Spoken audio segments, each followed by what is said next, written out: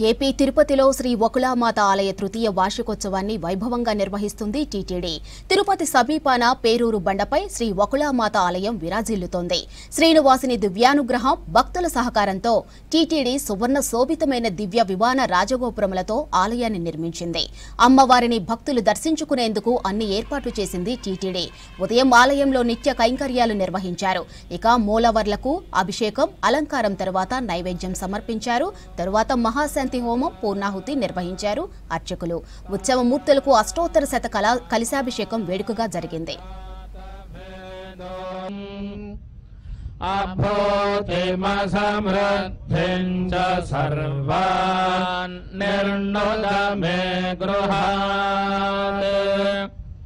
गन्धद्वारान्दुराधमाकोटिं वाचस्से विष्णुपत्न्यै च धीमहि तन्नो लक्ष्मीः प्रचोदयात्।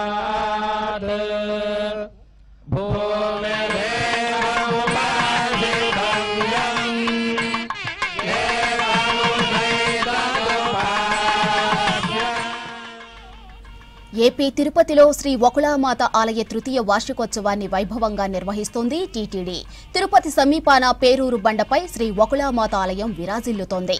శ్రీనివాసుని దివ్యానుగ్రహం, భక్తుల సహకారంతో టీటీడీ సువర్ణ శోభితమైన దివ్య విమాన రాజగోపురములతో ఆలయాన్ని నిర్మించింది.